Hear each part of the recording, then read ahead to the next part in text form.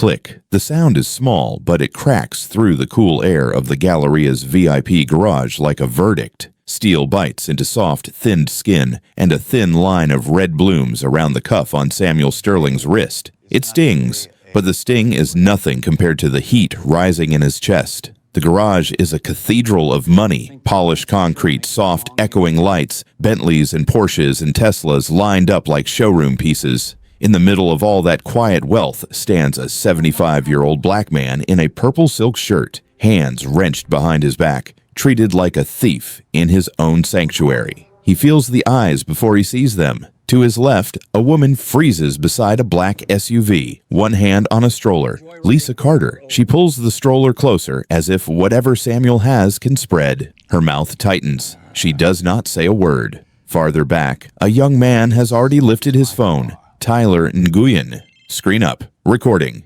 His face is a mix of shock and something else.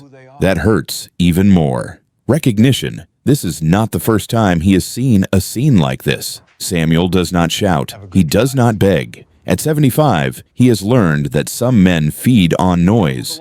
Instead, he watches. The cars, the phones, the faces, the polished hood of the midnight blue Bentley he spent years searching for, the Bentley he paid for in full, the Bentley he parked under a building he helped finance. He thinks of zoning meetings and ribbon cuttings, of late nights signing documents that reshaped this skyline. And now, in the space he helped create, a younger man with a badge has decided he does not belong. A voice cuts through his thoughts thick with contempt. You think that fancy purple shirt makes you look like you belong here? Grandpa, Officer Mark Dalton stands somewhere just behind his shoulder. Samuel does not turn to look at him. He has already seen the man's face. Saw it the moment the cruiser screeched in and blocked his path. Saw the way Dalton looked at the car first, then at his skin, and made up his mind.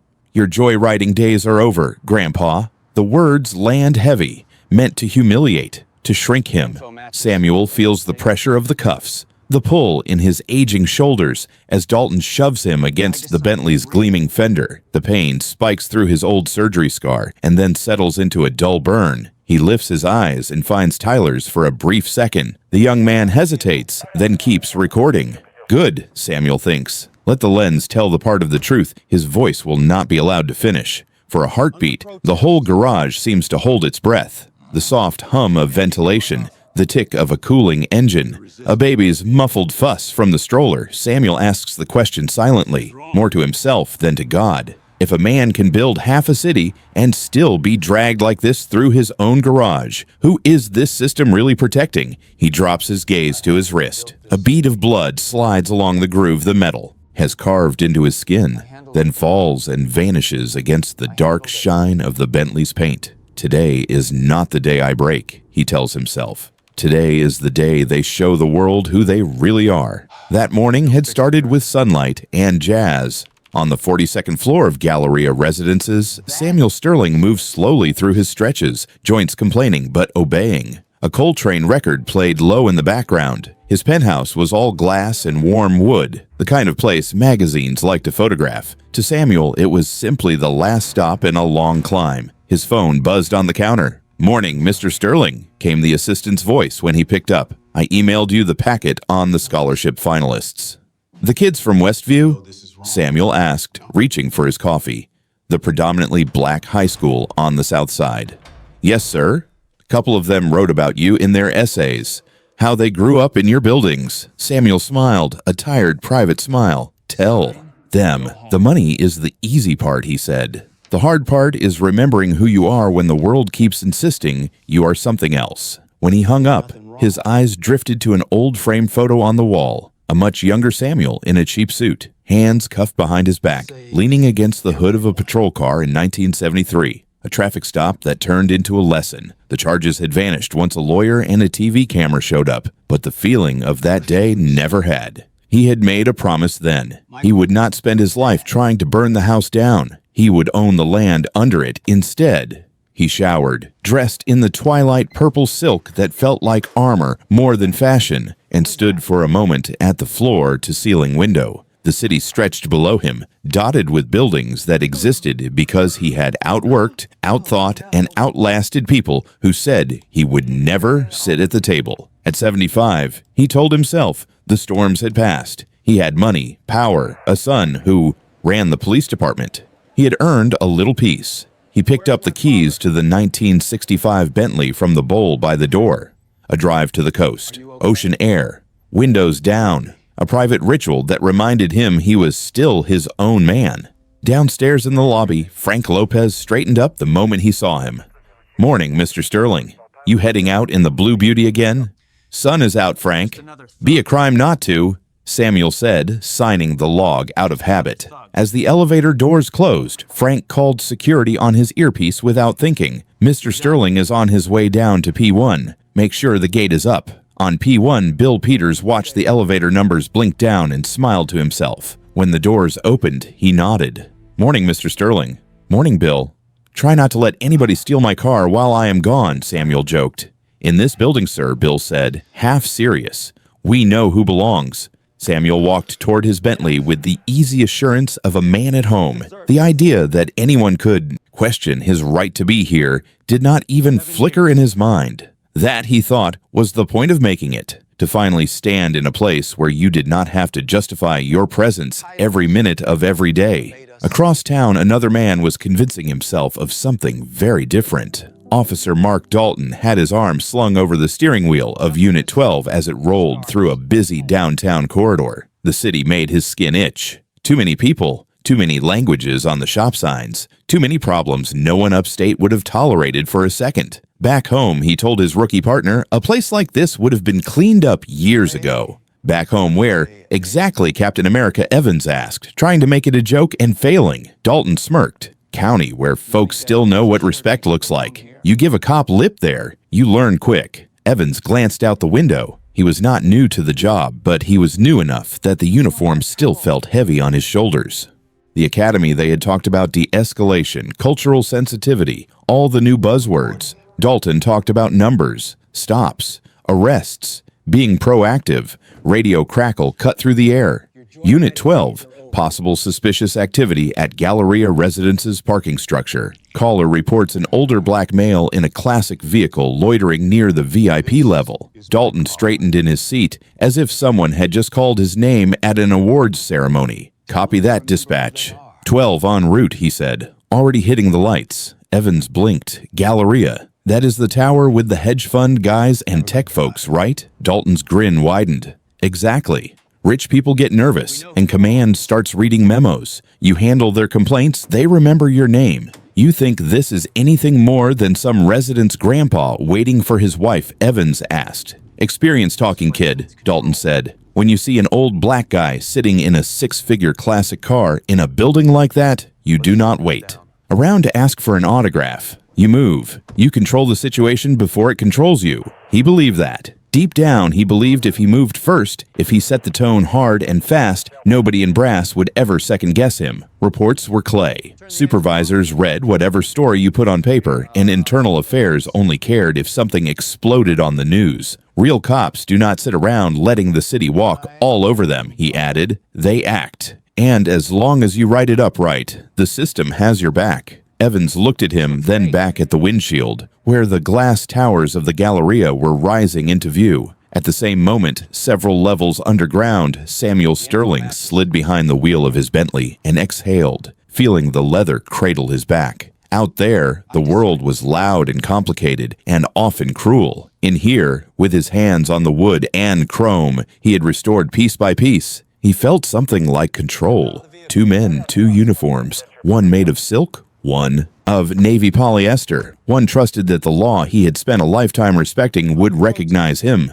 The other trusted that as long as he moved fast and hit hard, the law would always look the other way. Without knowing it, both of them were already on a straight, unavoidable path toward the same concrete garage. The first sign that anything was wrong was not the lights. It was the sound. A hard, angry squeal of tires echoed through the concrete ribs of level P1. Samuel lifted his eyes to the rearview mirror and saw the nose of a black and white cruiser swing around the ramp faster than any car had a right to move in this quiet place. The cruiser shot past a row of parked cars, then jerked sideways and came to a stop at an angle that blocked the Bentley in completely. It was not a normal park. It was a statement. "You are not going anywhere." Samuel sighed once, low in his chest. Habit made him put both hands on the top of the steering wheel where any officer could see them.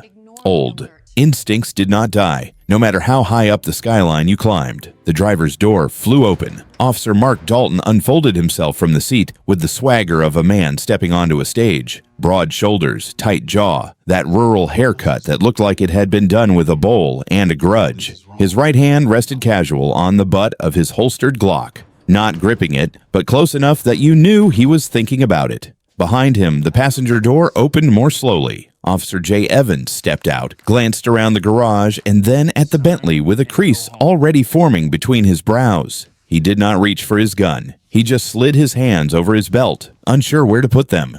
Dalton walked straight to the front of the Bentley, leaned in to read the plate, then rounded to Samuel's window. He slapped the side of the car with his palm, a sharp pop that bounced off the concrete. "Roll it down," he barked. Samuel pressed the button. The glass hummed down at a measured pace. He turned his head and met Dalton's eyes, pale, flat blue, already burning with a judgment that had nothing to do with facts.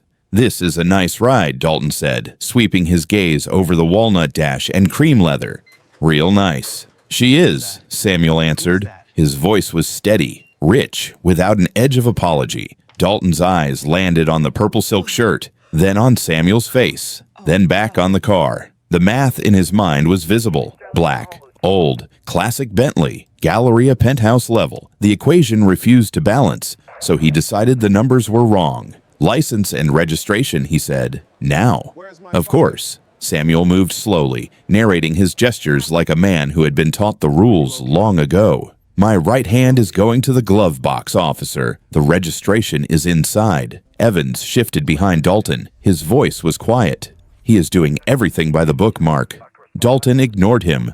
Samuel retrieved the slim leather folder, then his wallet. He handed over his driver's license and the registration card. On both, the same information was printed in clean black letters. Name, Samuel Aurelius Sterling. Address, 1000 Galleria Drive, PH1. Dalton glanced down. His jaw tightened. "You live in the penthouse," he said, voice dripping disbelief. "I do," Samuel replied. "Have for 15 years. Dalton looked from the card to the man, back to the card. Everything in front of him said this was exactly what it claimed to be. A 75-year-old resident in his own car. This was the moment. He could accept that his mental picture of who belonged here was too small. He could treat the paper in his hand as the truth. Or he could protect the picture. "These are good," Dalton said slowly. "Real good. Whoever made them knew what they were doing." Samuel blinked once. "Officer, your hypothesis is incorrect. Those documents are entirely legitimate. If you call the front desk, Frank Lopez will confirm. Or Mr. Peters, your former detective, who now runs security here. We could just call the building man," Evans added. "Takes 30 seconds. Dalton turned his head just enough to cut his partner a look. "I do not need the concierge to tell me what is in front of my face. What is in front of your face is the truth," Samuel said. His tone had the patience of a teacher correcting a student, not the panic of a guilty man. For Dalton, that was the real offense. Not the car, not the address. The way this old black man sat there with his calm voice in educated words, as if he knew more about the law than the man wearing the badge, as if he was above him. "You trying to talk your way out of this," Dalton snapped. "That is what you people do. You talk and stall and play innocent." "I am not trying to talk my way out of anything," Samuel said. "I'm asking you to look at the facts." Dalton's neck flushed red. He stepped back a half pace, enough to angle himself toward the front of the car. His hand shifted on his belt. "He is tensing up," he called out, voice suddenly, louder. "He is not complying." Samuel did not move. His hands were still resting on the steering wheel. His breathing was even. "Officer, I am sitting perfectly still," he said quietly. "He is resisting," Dalton shouted, the word ricocheting off the concrete like a warning shot. "Out of the car. Now." Evans hesitated. "Mark, maybe we just double-check the info first. It is all right there." Dalton did not look at him.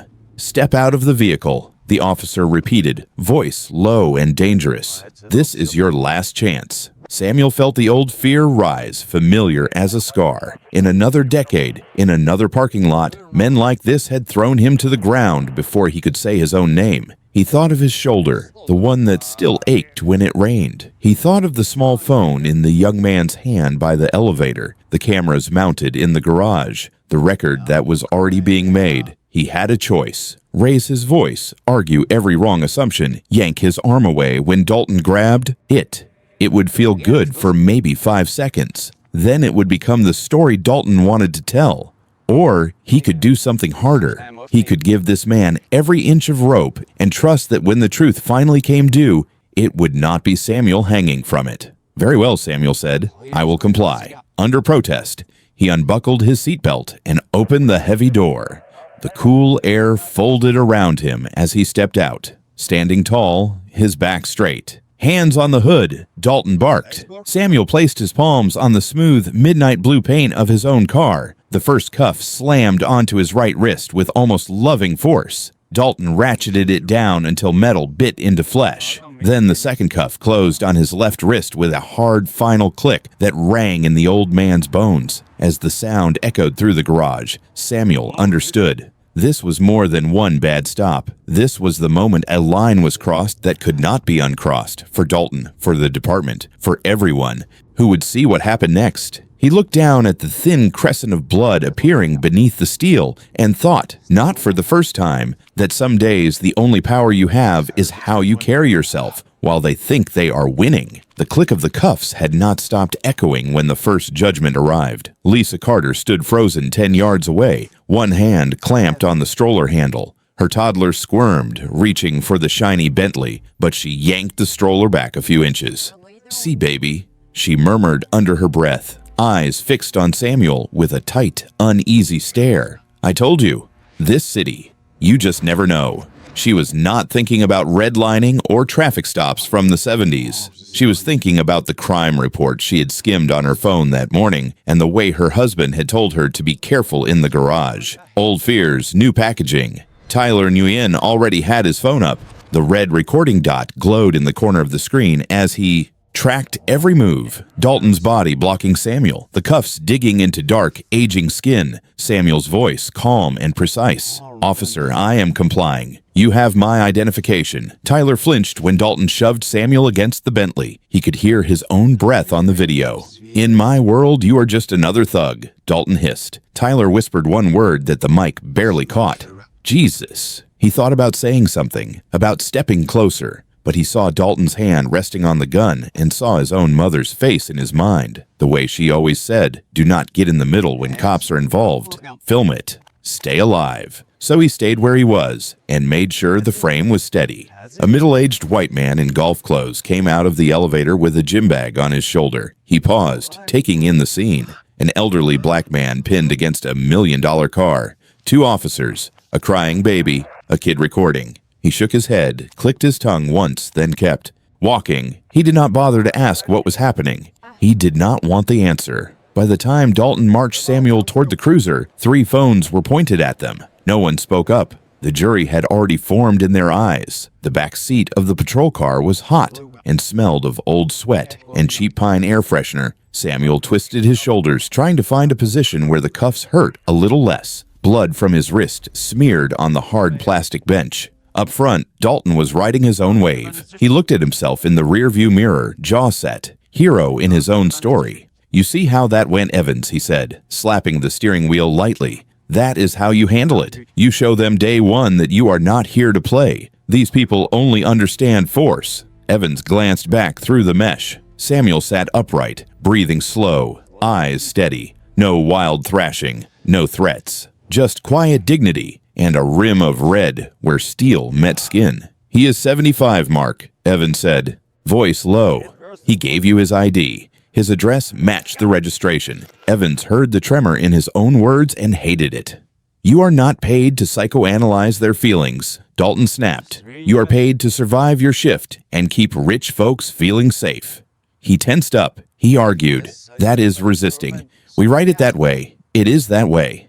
Evans closed his mouth. He watched Samuel's reflection in the glass instead. The older man's eyes were not afraid. They were disappointed. That somehow felt worse. Precinct 12 hit Samuel like a smell before anything else. Bleach, old coffee, sweat, the sour tang of too many bodies, and not enough hope. The building looked tired, scuffed linoleum floors, cinder block walls painted a beige that had given up years ago. The kind of place where people came in one person and left another. Dalton walked him through the back entrance with a hand clamped on his arm, shoulders screaming at every jolt. "Got a live one for you, Sarge," Dalton called. Caught him. Trying to roll out with a vintage Bentley. Grandpa still likes to joyride. Sergeant Henderson looked up from his crossword at the booking desk. He had a gut that pushed his belt down and a face carved into permanent boredom. His eyes traveled over Samuel's shirt, his trousers, the way he held himself despite the cuffs. "A Bentley, huh?" he said, lips curling. He probably stole the clothes too. Name Samuel did not drop his gaze. "Samuel Sterling," he said, each syllable clear. "Address, 1000 Galleria Drive, Penthouse 1. Henderson's fingers hovered over the keyboard. He flicked a look at Dalton, and they shared a quick, ugly smile. "Right. Of course. A black Rockefeller," he muttered. "I am just going to put no fixed abode." Suspect was uncooperative. "That is false," Samuel said quietly. "You are falsifying a government document. My address is exactly what I stated. You can confirm it with the license officer Dalton has in his pocket." Dalton shoved his head down toward the stained countertop. "You keep running your mouth," the officer growled. "You do not have rights in here. You lost those when you stole that car. Empty your pockets. The money clip, the building key card, the Bentley fob. No wallet. No room for excuses." "Convenient," Henderson grunted. No ID on him now. Samuel watched his hands move over the keys, the casual way a man rewrote reality. He knew every trick here. He had seen them from the other side, in lawsuits and reports and case files over the years. Tilt the wording, omit a detail, add a line about aggression that never happened. By the time it hit a judge's desk, the story bore just enough resemblance to the truth to pass. They took his photo in front of a height chart that did not care how many buildings he had funded. The flash washed the lines from his face for a second, then gave them back deeper. At the fingerprint scanner, the machine hummed and beeped. A yellow alert flashed on the monitor. Family link detected. Henderson frowned and smacked the side of the screen. "Damn thing is glitching again," he muttered. "Keeps flagging nonsense." Dalton leaned in, annoyed. "Ignore it. Run him as a John Doe. We will sort it Monday." "It is not a glitch," Samuel said, his voice soft. "It is a warning. For you, not for me." Neither man bothered to ask what he meant. Henderson clicked the override button with the same bored finger he had used to type "no fixed abode." As Evans led Samuel down the corridor toward the holding cells, the older man felt the weight of it sink in. The problem was not one hot-headed cop with a chip on his shoulder, not one lazy sergeant at a desk. It was the way the jokes slid so easily from their tongues. The way lies were typed as casually as dates of birth. The way a warning on a screen could be swatted away like a fly because it did not fit the story they preferred. In the 60s, he had watched men in uniform shove kids off lunch counter stools and then swear in court they had only been restoring order. Now, the uniforms had better fabric and the language in the reports was more careful, but the muscle memory was the same. Inside the cell, the door clanged shut behind him. The sound was old, familiar, and Samuel understood with a cold clarity that today was not about one arrest. He was standing in the middle of a culture that had decided bending the truth was just part of the job. The scanner did not care about swagger or seniority. It just read skin. Samuel placed his fingertips on the cool glass plate, one hand then the other, the green light sliding beneath each print. For a heartbeat, the machine hummed, thinking. Then it let out a sharp, electronic chime.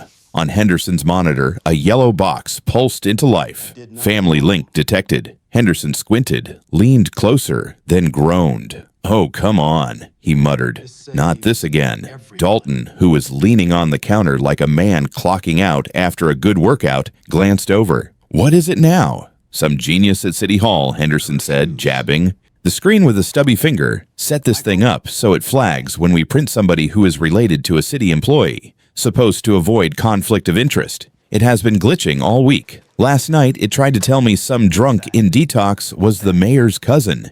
He reached for the keyboard. "It is not a glitch," Samuel said quietly. His voice settled into the space like weight. It is a warning. Henderson snorted. Yeah, thanks for the tech support, he said, never taking his eyes off the monitor. Then he clicked the override button. The yellow box vanished as if it had never been there. Manual entry. John Doe it is. Samuel watched the alert disappear, watched them reduce a layer of protection his own son had fought to build into an inconvenience. Michael had told him about it over dinner once, proud in the way only someone who still believed systems could be made better could be. If an officer arrests his own brother, a cousin, a city councilman's kid, the flag pops up. A little pause button, a chance to say, maybe someone else should handle this. Now that quiet safeguard was being treated like a software bug by men who did not want anything slowing them down. You were given a chance to stop, Samuel thought, and you just clicked it away. All right, Grandpa, field trip is over, Dalton said, snapping the cuffs back on after printing. Take him to holding, Evans. Let him think about his life choices. It was Evans who unlocked the heavy metal door down the corridor. Evans who walked just behind Samuel as they moved past cells humming with low conversation and stale air. The cell they stopped at was half lit, a concrete box with a bolted bench and a stainless steel toilet in the corner. It smelled like too many people and not enough soap. In you go, Evans murmured. Samuel stepped inside, then turned before Evans could swing the door. For a moment, they were close enough that the younger officer could see every line in the older man's face. What is your first name? Son, Samuel asked. Evans blinked. J. Samuel said, voice soft. You know this is wrong. Evans glanced down the hall where Dalton's laugh drifted from the booking area. His jaw tightened. I'm just doing my job, sir. There is always more than one way to do a job, Samuel said. You are at a crossroads right now. One path is easy. You keep your head down, you go along, you let him write whatever he wants. The other path is harder. You say something. You stop this before it gets worse. Evans swallowed. If I open my mouth, I am done here. They will call me a rat. I have a baby on the way. My wife is on my insurance. You think they will protect me? Samuel did not look away. I think the man you are 10 years from now will have to live with what you decide today. The pension will not keep him warm if he hates his own reflection. Evans held his gaze for a second too long, and Samuel saw the war in his eyes. Fear on one side, conscience on the other. He almost thought conscience might win.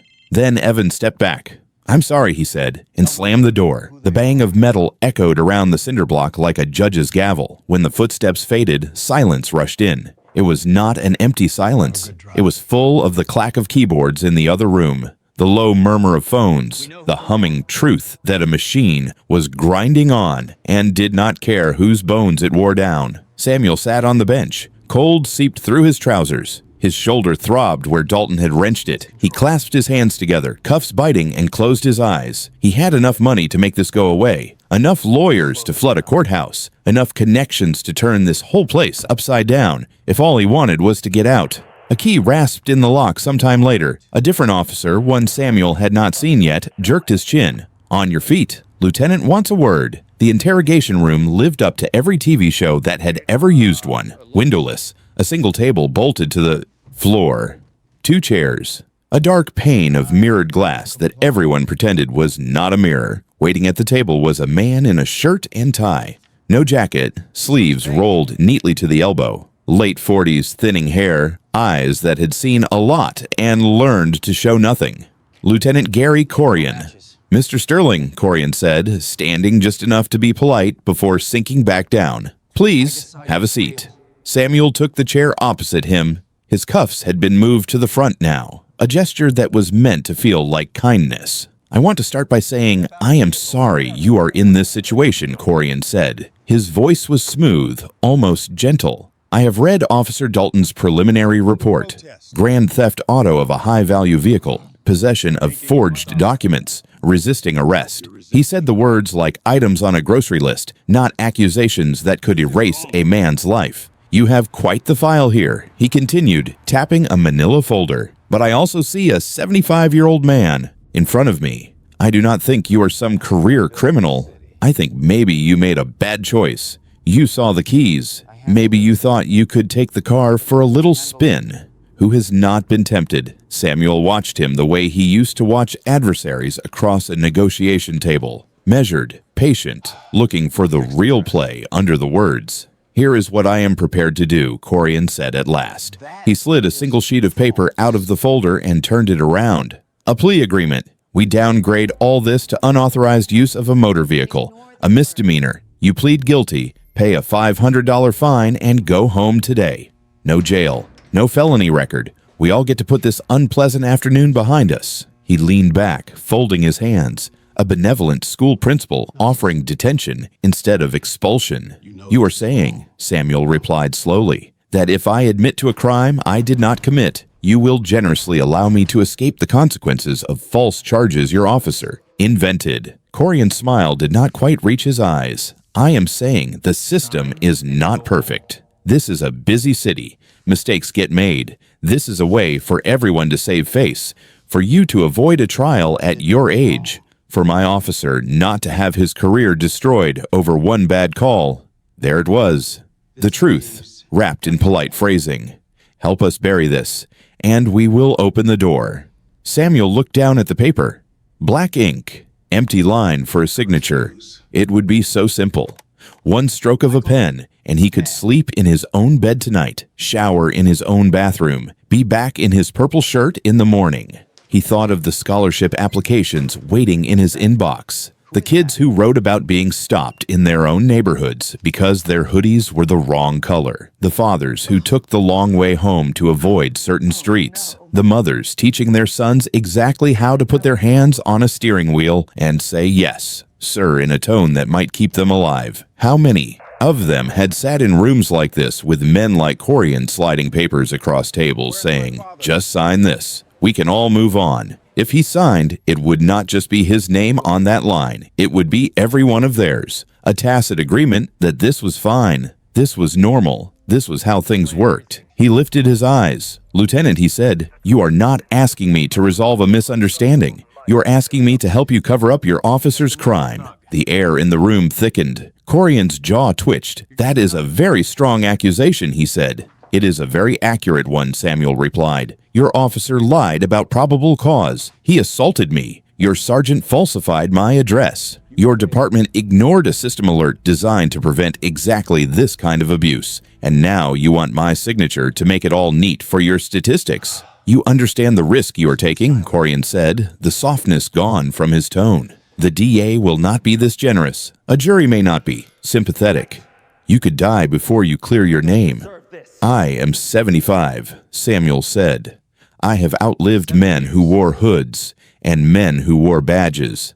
I am not afraid of a courtroom. I am afraid of leaving my grandchildren a world where men like you think this is just paperwork." He pushed the plea agreement back across the table with his fingertips. "No," he said simply. For a long moment, the only sound was the hum of the fluorescent light overhead. Corian stared at the unsigned paper as if he could will the ink into existence. "Have it your way," he said finally, voice clipped. "Transport to county leaves in an hour. You will get your phone call before that. Let us see which attorney you can scare up on a Friday afternoon." He nodded to the door. The guard stepped in, uncuffed one of Samuel's wrists just long enough to reattach his hands behind his back. As he was led out, Samuel felt the weight of what he had just done settle on his shoulders. He had refused the lifeline he had chosen.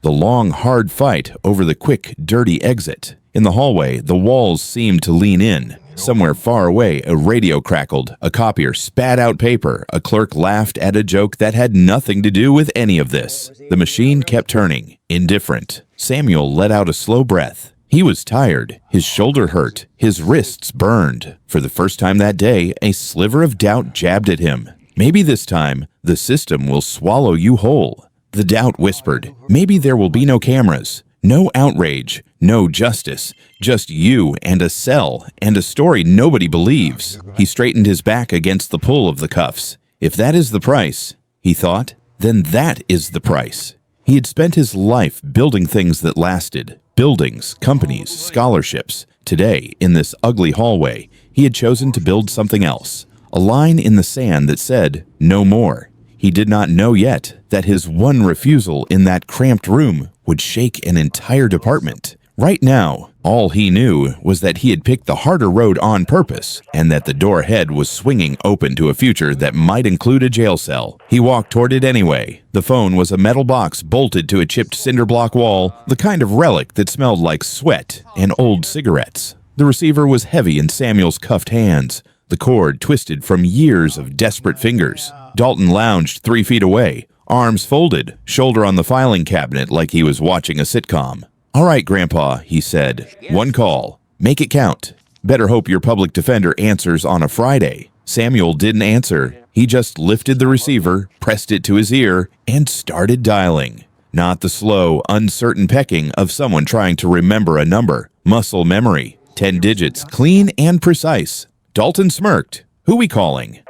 Someone from legal aid. Some cousin with a business card. The line rang once. Michael Sterling. The voice on the other end was crisp, controlled, all business. Samuel felt something loosen in his chest that had nothing to do with the cuffs. "Michael," he said, "it is Dad." The pause on the other end was only a second long, but it blew a hole in the air around that phone. Even Dalton heard it. "Dad, where are you? Are you hurt?" "I'm all right, son," Samuel said. His tone stayed calm, like he was reporting a minor inconvenience instead of a crime.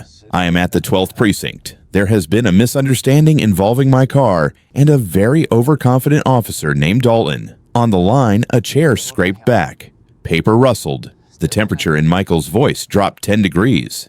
"They have you in booking at my house." "Yes. They have me processed as a car thief. A Lieutenant Corian has just tried to convince me to plead to a misdemeanor and pay a fine to make it disappear." Dalton's smirk slid off his face like oil. "Dad," Michael said, and now the title was a warning and a plea at the same time. "Do not say another word to anyone. Do not sign anything. I am on my way." "How far?" "Michael, 5 minutes." The line went dead. Samuel replaced the receiver gently in its cradle. The click sounded louder than it had any right to. He turned and met Dalton's eyes. Who was that?" Dalton's voice had gone hoarse. Samuel's expression didn't change, but there was a coolness in his gaze now, an old kind of justice settling in. "I told you earlier, officer," he said, "I would call my son." Dalton pushed off the cabinet, suddenly unsteady on his feet. He stumbled down the hallway toward Corian's office, almost knocking a trash can over.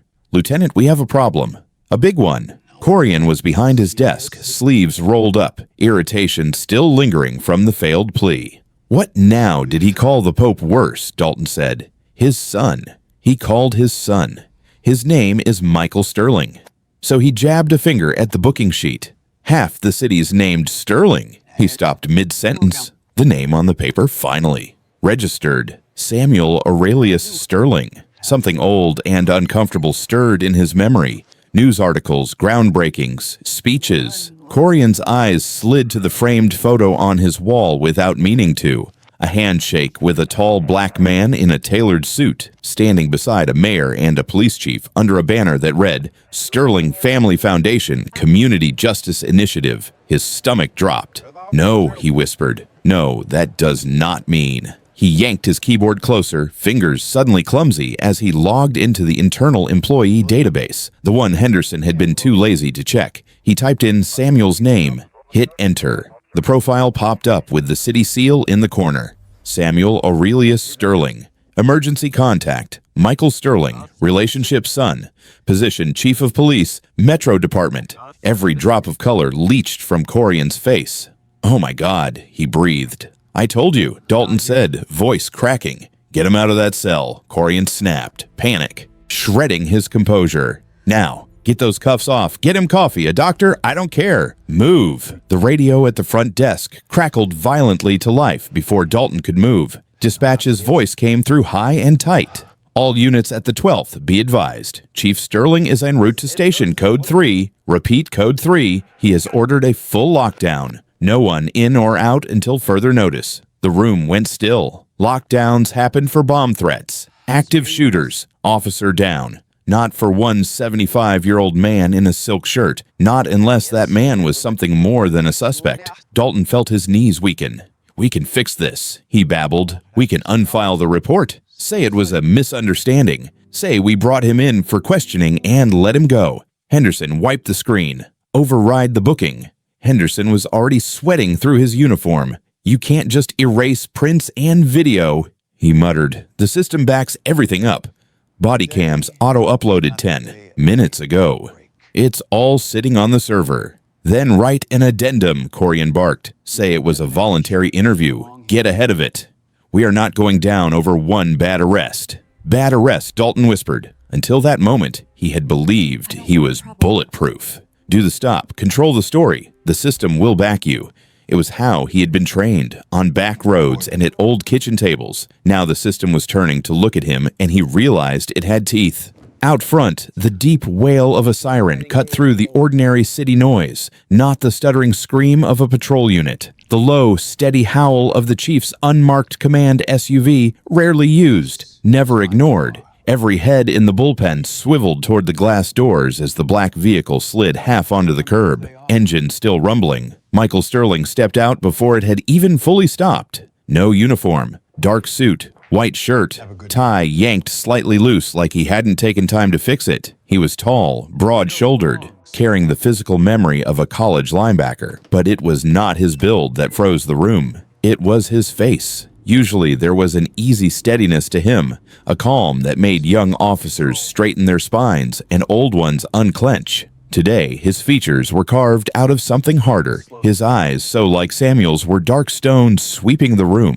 The doors had been locked under his own lockdown order. The patrolman stationed there fumbled keys with shaking hands, nearly dropping them. Michael didn't bang or shout. He just stood, staring through the glass until the lock clicked and the door swung inward. He walked in without a word. Every conversation died. Phones kept ringing on desks, unanswered. He scanned the squad room in one slow pass. Henderson at the desk, pale and rigid. Evans off to the side, looking like he might be sick. Dalton half hiding behind a partition. Corian in the doorway of his office, collar damp with sweat. And then Michael saw his father. Samuel stood near the booking counter. Someone had managed to get the cuffs off, but not in time to erase the damage. Red grooves burned around his wrists. His purple shirt was torn at the collar. There was a faint streak of dirt along his cheekbone. For a heartbeat, the chief's expression cracked. The sun surfaced in his eyes, raw and furious and guilty all at once. "Dad," he breathed. He crossed the distance in 3 long strides, taking Samuel's hands in his. He turned them over, thumb brushing the angry marks left by metal. His jaw clenched so hard a muscle jumped near his ear. "Are you all right? I am standing," Samuel said, voice low. "A little sore. A lot curious about your hiring filters." A ghost of a smile tried to tug at Michael's mouth, and failed. His eyes flicked up, scanning the room behind his father's shoulder. The cameras in the corners, the monitors, the officers pretending not to stare. "We will talk about that," he said. "Later. Right now." He squeezed his father's hands once, firmly, then let them go. When he straightened and turned back to his officers, something shifted. The sun receded. The chief took his place.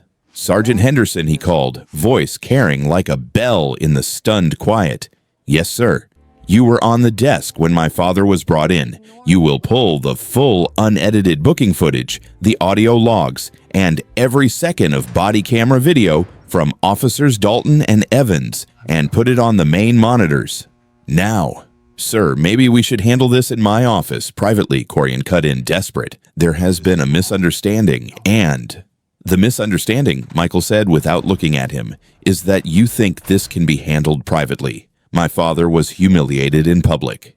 We are going to deal with it in public." He turned his head slightly, just enough that Samuel could see his profile. The rage was still there, banked but bright. Underneath it, something else had ignited, a cold clinical focus aimed not just at one reckless cop, but at the whole room.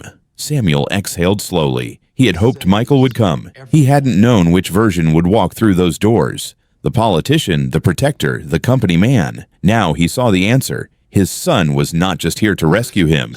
He was here to put a mirror in front of his own house. Michael met his eyes again for a brief second, and in that look, Samuel understood that the twist today was not what everyone thought. This was not a story about a chief pulling strings for his father. It was a story about whether a man who ran the system would have the courage to admit, in front of everyone, that the system itself was sick. Samuel rested a hand on his son's sleeve, just for a heartbeat. "Let me handle this," Michael said quietly. "No," Samuel replied, a faint smile touching his mouth. "Let me watch you handle it." Michael's gaze softened, then hardened again as he turned back to the room. "Dad," he said, his voice shifting back into command. "Stand back for me. Let me clean my house." The words dropped into the precinct like a gavel. Around them, officers shifted, swallowed, stared at their boots. Somewhere deep in the server room, files that had once felt like routine began, silently, to become evidence. For the first time since the cuffs had clicked shut in that garage, Samuel felt something crack open that was bigger than his own case. Not a door for him. A door for the truth about who these men were when they thought no one important was watching. The first monitor blinked to life with a blue rectangle, then the words, "Playback active." The bullpen was so quiet you could hear chair wheels creak as officers turned to watch. Dalton's body cam filled the screen. His voice hit the speakers first, bright and ugly. "You think that fancy purple shirt makes you look like you belong here, Grandpa?" Several heads snapped toward Dalton. He flinched as if the words had come from someone else. On the screen, Samuel sat in the Bentley, hands visible on the wheel, voice calm when he spoke. "My name is Samuel Sterling. I live in the penthouse of this building." The video did not care about narratives. It showed what happened. Dalton ignoring the license and registration that matched the address. Dalton barking orders, hand hovering near his gun. Then the moment the room seemed to lean toward. Turn around. Hands on the hood. On screen, Samuel obeyed. No threat. No lunge. A 75-year-old man with his palms flat on his own car. "In my world, you are just another thug. And you are going to the cage." The words hissed from the speakers. Even the most jaded cops in the room winced. The second video rolled without Michael saying a word. The booking area. Henderson typing with 2 fingers. Name Samuel Sterling. Address 1000 Galleria Drive, Penthouse 1. On the screen, they watched Henderson stop, smirk, and type. No fixed abode. A low sound rose in the room, shock mixed with disgust. Henderson stared at the floor, cheeks burning. Then the Family Link alert flashed yellow on the monitor. Family Link detected. Everyone saw Henderson wave it away, heard him complain about glitches, watched his hand hit override, watched the safeguard vanish. Finally, audio only. Corian's voice, smooth and patient, offering the plea. "You plead guilty to unauthorized use of a motor vehicle, pay a $500 fine, and you walk out of here." And Samuel's voice in reply, "You are asking me to help you cover up your officer's crime." When the last clip ended, the silence that followed was different. It was not just fear of the chief.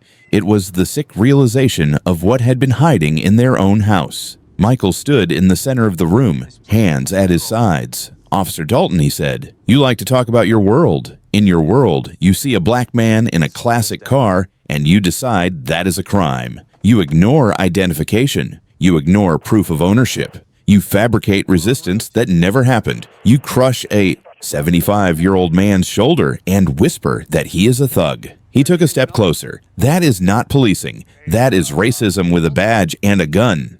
Dalton opened his mouth, shut it, then finally blurted, "I was being proactive." "You always tell us to be proactive." "Being proactive does not mean inventing crimes to match your prejudice," Michael said. "It means protecting people. All people. Not just the ones you think belong in a garage like that." He turned his gaze to Corian. "Lieutenant, he is a bully. That is bad enough. You are worse. You watched his report turn an innocent man into a felon on paper, and your first instinct was not to fix it. It was to clean it up.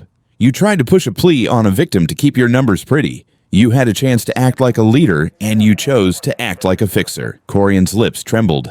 "Chief, I was trying to avoid a scandal. The scandal is what you did. Not that people will find out," Michael said. His eyes found Evans, who stood near the back, face pale, hands clenched at his sides. "Officer Evans."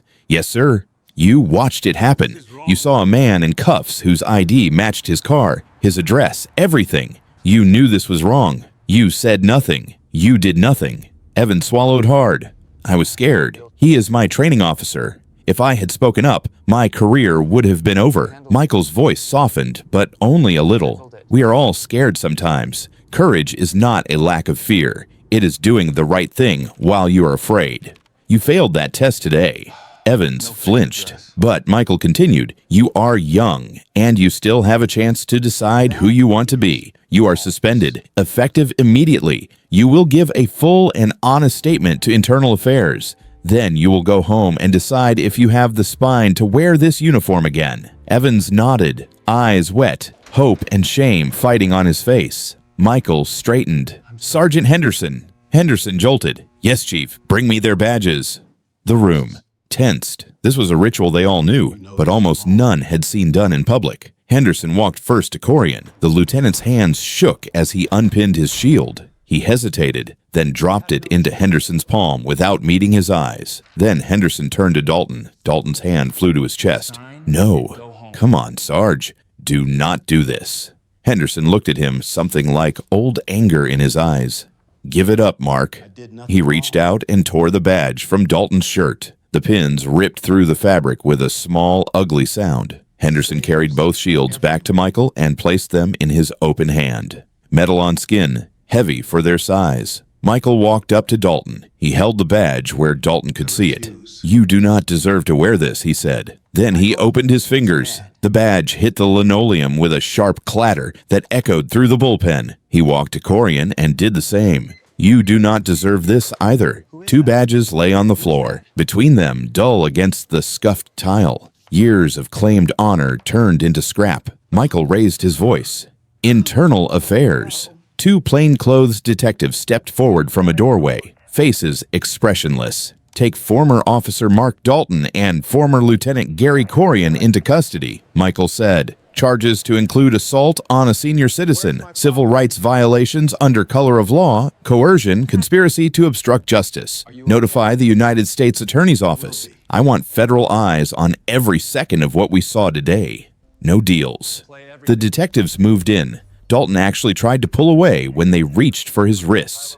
"You cannot be serious," he gasped as the cuffs clicked home. "Chief, please. If I had known who he was, I never would have touched him. I swear to God." Michael stared at him, disgust and something like sorrow mingling in his eyes. "That is the whole point," he said quietly. "It should not matter who he is." Dalton sagged as if the words themselves had weight. Corian did not resist when they cuffed him. He just stared straight ahead, face blank, as if he had stepped outside his own body to avoid watching his life collapse. The 2 men were turned around and walked toward the corridor that led to the holding cells. The same corridor Samuel had just come from, the same fluorescent flicker, the same scuffed paint. Every officer in the room watched them go. Not one person clapped. There was no cheering. Just a heavy, sober silence as the sound of their footsteps and the rattle of chain faded down the hall. Samuel stood beside his son, eyes on the empty doorway. He did not feel triumph. He felt something deeper and heavier. These men had believed they could twist reality, write fiction into fact, and walk away untouched. Now they knew different. For once, the hallway did not belong to the ones with the badges. It belonged to the consequences that had finally caught up. 6 months later, the United States District Court did not feel like a place for drama. It felt like a scale, quiet, heavy, waiting. All rise. Judge Eleanor Vance took the bench, robes falling in clean, unhurried lines. She looked at the file in front of her, then at the man sitting at the defense table. Mark Dalton looked smaller without a uniform, his suit hanging loose, his eyes dull from sleepless nights. Next to him, Gary Corian stared straight ahead, the color drained from his face. "Mr. Dalton," Judge Vance said, "I have watched the video of your actions more times than I care to count. What stays with me is not just the force you used on a 75-year-old man who posed no threat. It is the satisfaction on your face while you did it." She let the words hang. "Every time an officer abuses his power," she went on, "he is not just hurting one person. He is poisoning the public's trust in every good officer who still believes in the oath. You have harmed Mr. Sterling. You have harmed your badge. You have harmed your city. For that, this court sentences you to 7 years in federal custody. No parole." A murmur slid through the gallery, then died. Dalton bowed his head and broke, shoulders shaking. "As for you, Mr. Corian," Judge Vance said, "you chose to turn a crime into paperwork. You will serve 3 years for conspiracy and cover-up. Let every supervisor who thinks their job is to protect the House instead of the truth take note." On the front row, Samuel and Michael sat side by side. There was no triumph in their faces, only a tired kind of sorrow. Justice had landed, but it had not come cheap. A year later, a soft spring morning found them on a park bench overlooking the skyline Samuel had helped build. The air smelled of wet grass and distant coffee. "You know what they call it at the academy now," Michael said, cradling his cup. "The Sterling Standard." Samuel raised an eyebrow. "Every recruit has to study your case," Michael explained. "We tell them, treat every person you stop as if they might be the chief's father or mother. That way you never gamble on who matters." Samuel smiled faintly. "Not because he might be the chief's father," he said, "because he is a person." Michael nodded, the correction sinking in deeper than any policy memo. Across the street, a new cruiser rolled slowly along the park. Two young officers stepped out laughing as a group of kids challenged them to take a shot at the basketball hoop. No one tensed. No one scattered. The car was not a threat. It was just part of the neighborhood. Samuel watched them for a moment. "I used to think," he said quietly, "that money and titles meant you were finally safe from this kind of thing. Now I know better." "So do I," Michael answered. "The badge does not protect us from who we are. It only gives us more power to show it." Samuel had channeled his anger into something that would outlive him, funding independent oversight boards and scholarships for young black lawyers who wanted to work in civil rights. Michael had become harder on his own. Officers and softer with the community, understanding that authority is not what you take, it is what people trust you with. Dalton's sentence, Corian's record, the purges and reforms inside the department, all of it left a mark on the city, a scar that would never quite fade. It was painful to look at, but it was also proof that something real had happened, something that could not be quietly buried, because in the end, the real panic did not come when they discovered who he was. It came when they finally had to face who they had become. Now it is your turn. Was 7 years enough for what Dalton did? Or would any number ever feel like enough when trust is broken that way? On that day in the garage, if you had been Officer Evans, would you have spoken up or stayed silent like he did? If this story of an elderly black man, a broken system, and a son who chose justice over comfort hit something in you, let us know in the comments. Share your thoughts, your own experiences, your own lines in the sand. And if you want more stories that dig beneath the headlines and sit with the hard questions about power and conscience, tap that like button and subscribe, because some echoes fade fast. The important ones are the ones we choose to keep alive.